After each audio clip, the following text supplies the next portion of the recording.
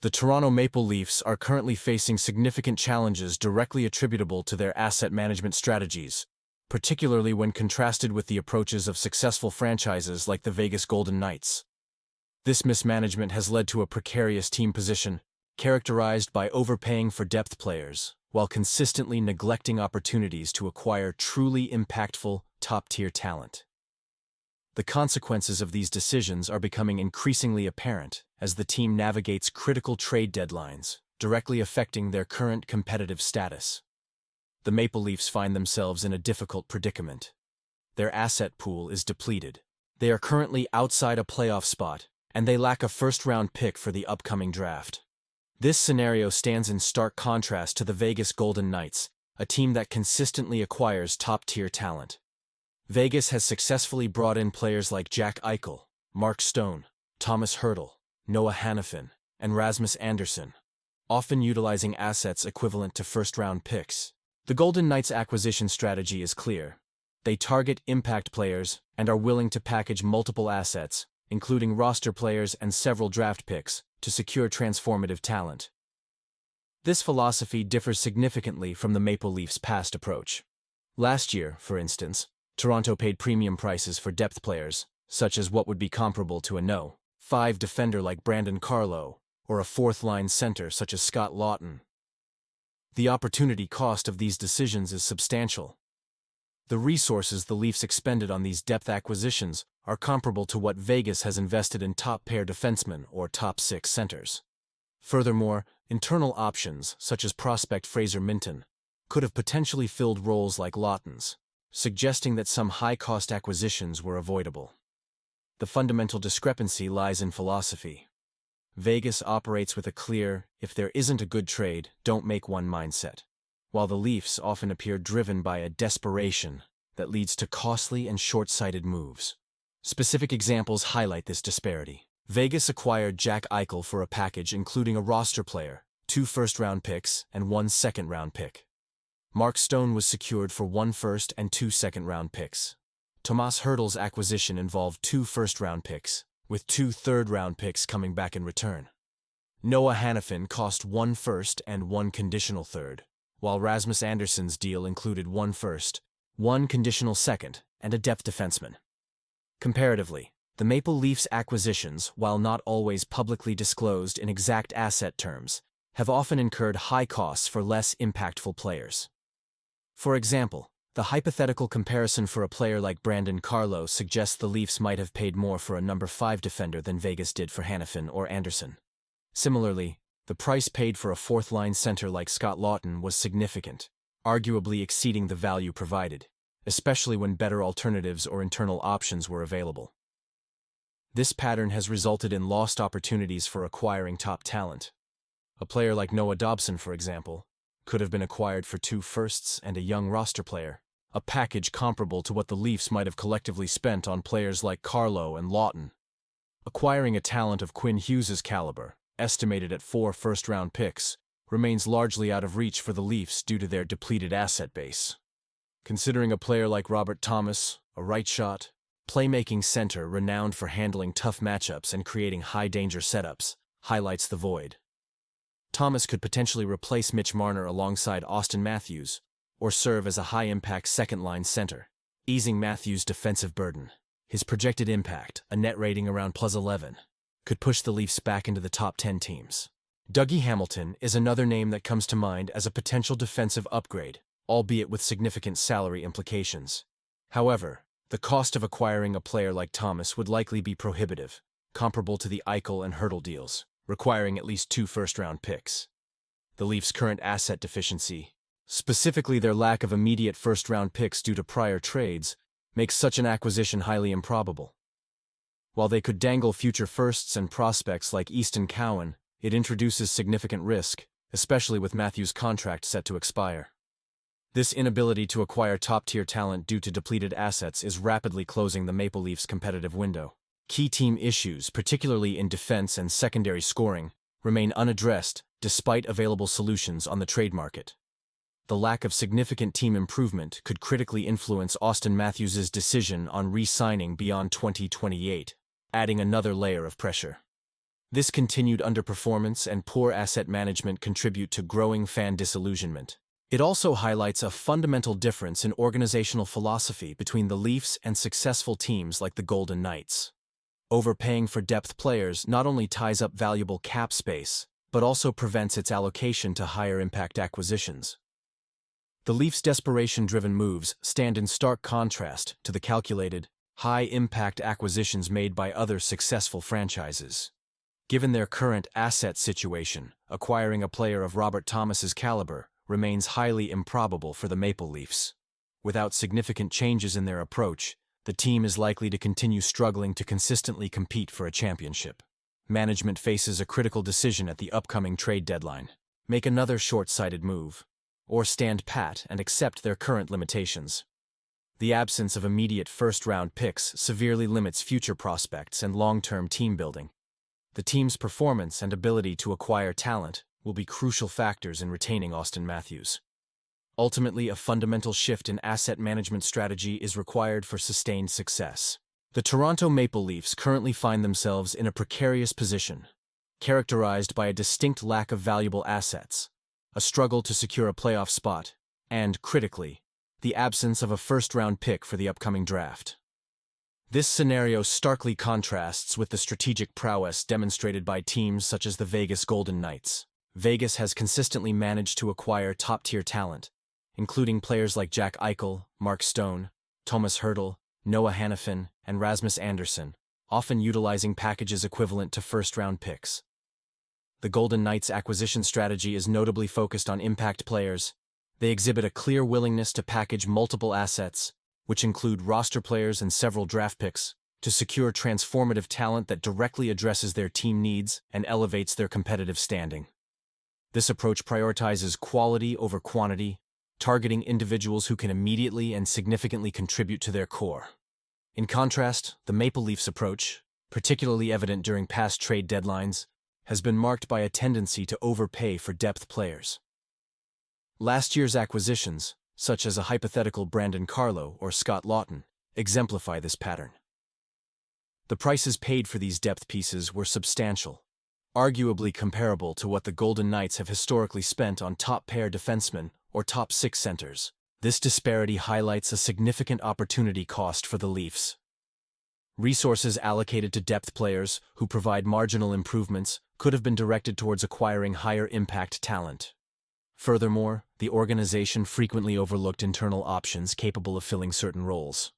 For instance, a prospect like Fraser Minton could have potentially filled a role similar to that acquired at high cost, such as Scott Laughton's. This indicates a philosophical discrepancy between the two franchises. Vegas operates with a pragmatic, if there isn't a good trade, don't make one mentality, suggesting a patient and selective approach to player acquisition. The Leafs, however, appear to be driven by a sense of desperation, leading to costly and often short-sighted moves that fail to address fundamental team weaknesses effectively. Specific examples underscore Vegas's strategy. For Jack Eichel, they traded a roster player, 2 first-round picks, and a second-round pick. Mark Stone commanded a first-round pick and 2 second-round picks. More recently, Thomas Hertl was acquired for 2 first-round picks, with 2 third-round picks coming back to Vegas. Noah Hanifin also required a first-round and a conditional third-round pick. Rasmus Andersson, another significant defensive acquisition, involved a first-round pick, a conditional second-round pick, and a depth defenseman. These transactions consistently demonstrate a willingness to leverage significant draft capital and existing roster pieces for proven, high-impact players. Conversely, the Leafs' costly acquisitions frequently target players who do not offer the same level of transformative impact. If we hypothetically compare the Leafs' outlay for a player like Brandon Carlo or Scott Laughton, it becomes apparent that the combined cost might exceed what Vegas spent on a top-pair defenseman like Hanifin or Andersson. These expenditures, while intended to bolster the roster, often come at a premium for roles that could have been filled more economically or through internal development.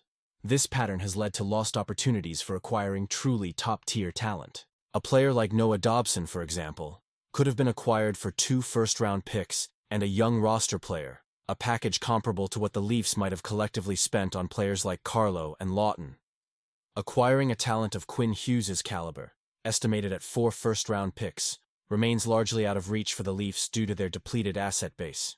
Considering a player like Robert Thomas, a right-shot playmaking center renowned for handling tough matchups and creating high-danger setups, highlights the void. Thomas could potentially replace Mitch Marner alongside Austin Matthews, or serve as a high-impact second-line center, easing Matthews' defensive burden. His projected impact, a net rating around +11, could push the Leafs back into the top 10 teams. Dougie Hamilton is another name that comes to mind as a potential defensive upgrade, albeit with significant salary implications. However, the cost of acquiring a player like Thomas would likely be prohibitive, comparable to the Eichel and Hurdle deals, requiring at least 2 first-round picks. The Leafs' current asset deficiency, specifically their lack of immediate first-round picks due to prior trades, makes such an acquisition highly improbable. While they could dangle future firsts and prospects like Easton Cowan, it introduces significant risk, especially with Matthews' contract set to expire. The acquisition strategies employed by the Vegas Golden Knights provide a stark contrast to the Toronto Maple Leafs approach, particularly in the types of assets exchanged for high-impact players. For instance, the Golden Knights secured Jack Eichel by trading a roster player, 2 first-round picks, and a second-round pick. Mark Stone, another cornerstone, was acquired for a first-round pick and 2 second-round picks. More recently, Thomas Hurdle joined Vegas in exchange for 2 first-round picks, with 2 third-round picks returning to the Golden Knights, demonstrating a calculated net expenditure for a significant offensive upgrade. Defensive acquisitions also followed this pattern. Noah Hanifin cost a first-round pick and a conditional third-round pick, while Rasmus Andersson involved a first-round pick, a conditional second-round pick, and a depth defenseman. These transactions consistently highlight Vegas's willingness to commit substantial draft capital and existing roster components for players who are expected to deliver immediate and transformative impact. In comparison, the Toronto Maple Leafs' recent acquisitions have frequently involved significant capital for players who, while competent, do not offer the same level of game-changing influence. Consider a hypothetical scenario where the Leafs might have pursued a player like Brandon Carlo, a depth defender, or Scott Lawton, a fourth-line center. The combined expenditure for such players could potentially rival or even exceed what the Golden Knights paid for a top-pair defenseman like Hanifin or Andersson. This disparity underscores a fundamental difference in asset allocation. The Leafs have often paid premium prices for depth roles, which could potentially have been filled more cost-effectively, either through internal development or by targeting less expensive options on the trade market. This strategy has inadvertently led to missed opportunities for acquiring truly elite talent. For example, a player of Noah Dobson's caliber, a young, promising defenseman, could have been acquired for a package involving 2 first-round picks and a young roster player. This is a price point that, when considering the collective outlay for multiple depth players, might have been within the Leafs' reach had their asset management been more strategic. However, the cumulative effect of these smaller, high-cost depth acquisitions has left the Leafs with a depleted asset base, making the pursuit of players like Quinn Hughes, whose acquisition cost is estimated at 4 first-round picks, a practical impossibility. This brings us to players like Robert Thomas, who represents the type of talent the Leafs desperately need, but struggle to acquire. Thomas is a right-shot playmaking center, known for his ability to handle tough matchups and generate high-danger scoring chances. His skill set makes him an ideal candidate to potentially replace Mitch Marner alongside Austin Matthews, or to anchor the second line, thereby alleviating some of Matthews' defensive responsibilities. His projected impact, quantified by a net rating around +11, suggests he could be instrumental in elevating the Leafs back into the top 10 teams in the league. Another potential defensive upgrade, Dougie Hamilton, also comes to mind, though his significant salary implications present their own challenges. However, the cost of acquiring a player of Thomas's caliber would likely be prohibitive for the Leafs in their current state. Such a trade would almost certainly demand a package comparable to the Eichel and Hurdle deals, requiring a minimum of 2 first-round picks. The Leafs' persistent asset deficiency, particularly their lack of immediate first-round picks due to prior trades, renders such an acquisition highly improbable. While theoretical scenarios involving future first-round picks and prospects like Easton Cowan could be considered, such moves inherently introduce significant risk, especially given the looming expiration of Austin Matthews' contract. The continuous cycle of overpaying for depth and subsequently lacking the assets for high-impact talent, perpetuates a difficult situation for the Toronto Maple Leafs. The continuous cycle of overpaying for depth and subsequently lacking the assets for high-impact talent perpetuates a difficult situation for the Toronto Maple Leafs, directly impacting their competitive window. This inability to acquire top-tier talent due to a depleted asset pool is actively shrinking their opportunity for genuine contention. Key team issues, particularly glaring deficiencies in defensive strength and consistent secondary scoring, remain unaddressed. Despite the availability of potential solutions on the trade market, the Leafs find themselves without the necessary capital to pursue these impactful upgrades. This stagnant situation carries significant implications for the team's future, most notably concerning Austin Matthews. The lack of substantial, tangible team improvement could heavily influence his decision regarding re-signing beyond his current contract, which expires in 2028. If the team consistently fails to surround him with the necessary talent to compete for a championship, his commitment to the franchise could waver. This ongoing underperformance and the perceived mismanagement of valuable assets contribute significantly to a growing sense of disillusionment among the fan base. Supporters witness other franchises, like the Vegas Golden Knights, consistently make bold, high-impact moves, while the Leafs appear stuck in a cycle of short-term fixes that yield limited long-term benefits. This stark contrast highlights a fundamental difference in organizational philosophy. The Golden Knights prioritize calculated, high-impact acquisitions, often willing to consolidate multiple assets for a transformative player. In contrast, the Leafs' approach often appears driven by desperation, leading to costly, short-sighted moves for depth players that fail to move the needle significantly. Furthermore, the practice of overpaying for these depth players creates an additional burden through financial strain. Cap space, a precious commodity in the NHL, becomes tied up in players who provide marginal returns, thereby limiting the flexibility to pursue higher-impact acquisitions when they become available. This cycle of financial and asset misallocation creates a self-fulfilling prophecy, where the team consistently finds itself unable to address its core weaknesses effectively. The Leafs' risk aversion, or perhaps a misdirected willingness to take risks on less impactful players, stands in sharp contrast to the bold, calculated moves made by more successful organizations. While other teams make strategic, high-stakes gambles for game-changers, the Leafs' desperation-driven moves often result in a net loss of assets and a perpetuation of their competitive struggles.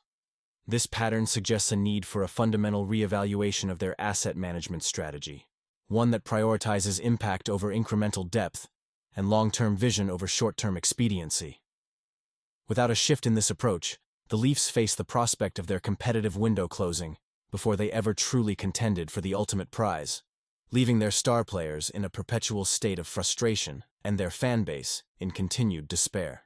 The current trajectory indicates a team that is not only struggling to win, but also failing to adapt its strategic approach to the modern NHL landscape. This persistent issue casts a long shadow over the franchise's aspirations. Given the current state of asset depletion and the prohibitive cost associated with acquiring a player of Robert Thomas's caliber, the likelihood of the Toronto Maple Leafs successfully bringing him into their roster is exceedingly low. The type of package required, comparable to the deals for Jack Eichel or Thomas Hertl, would necessitate multiple first-round picks, a commodity the Leafs currently lack due to previous trades.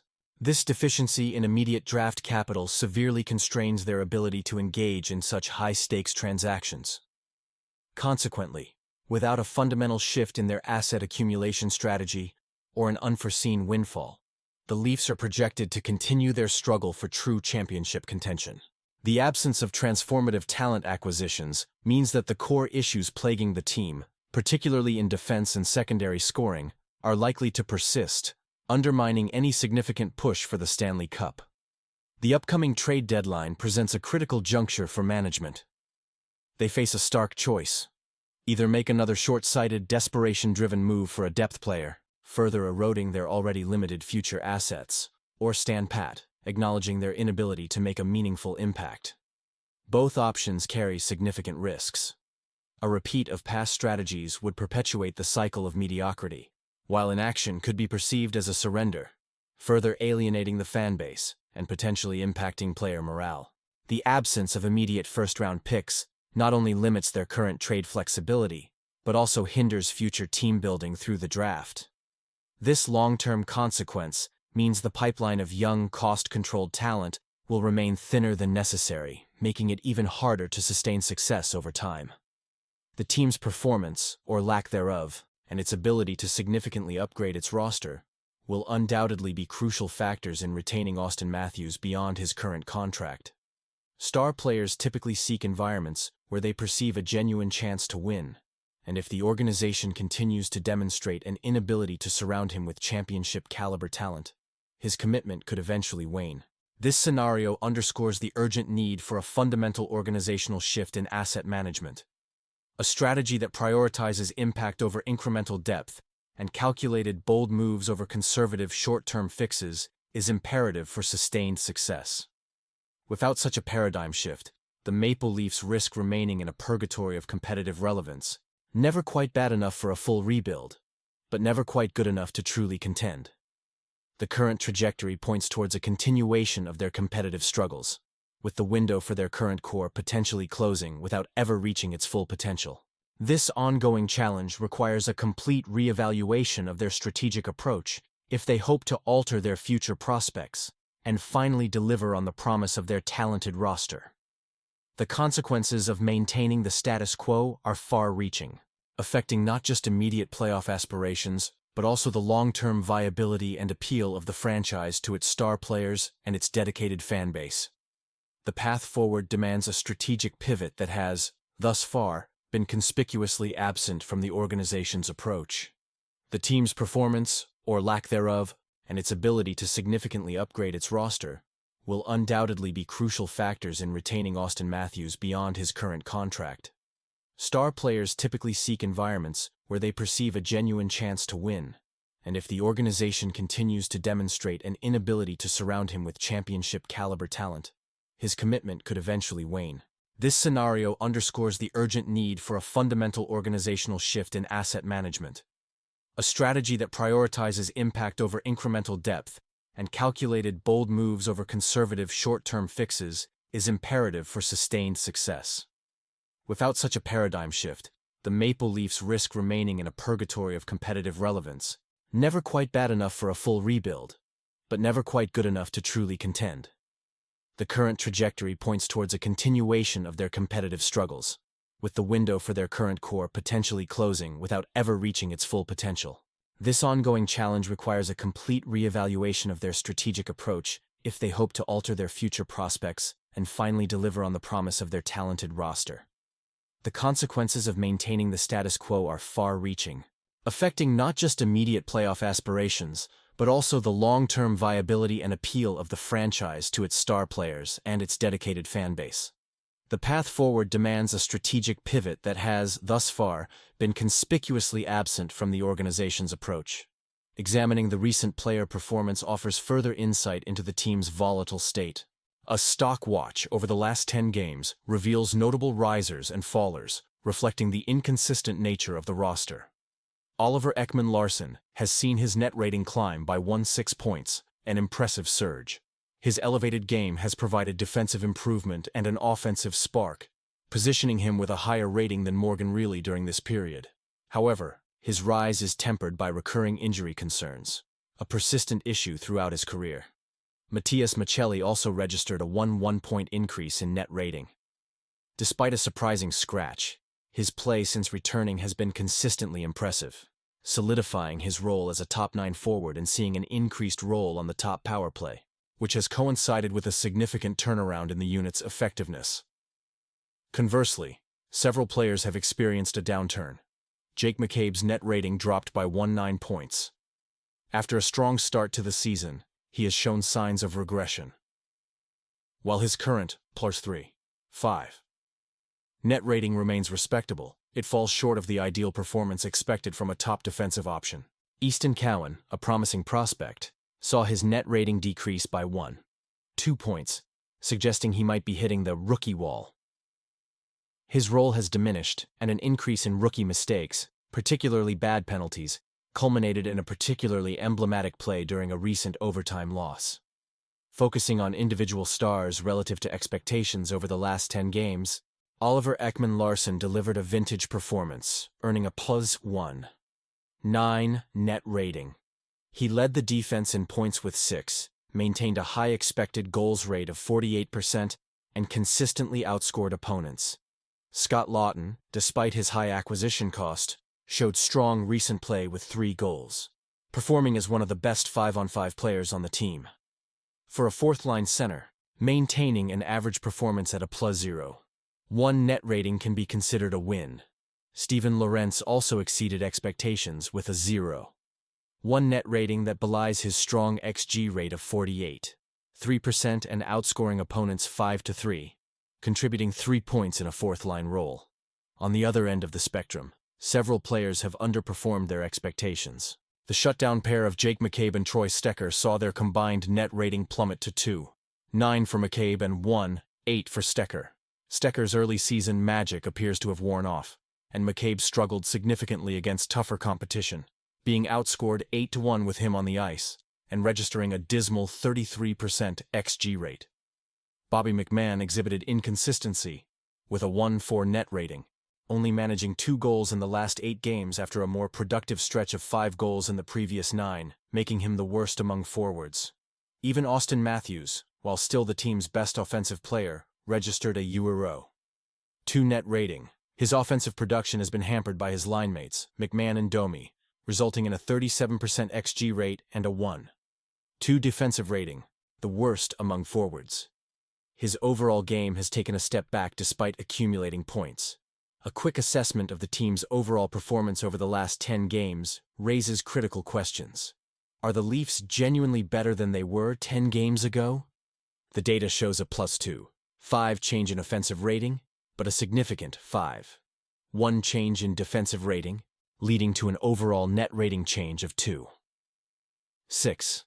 This analysis indicates the Leafs have been banking points and maintaining pace in the Atlantic Division, but they are playing a dangerous game. They registered a league-worst 41.3% XG in all situations, highlighting a defensive mess where their defensive rating dropped by 5 goals.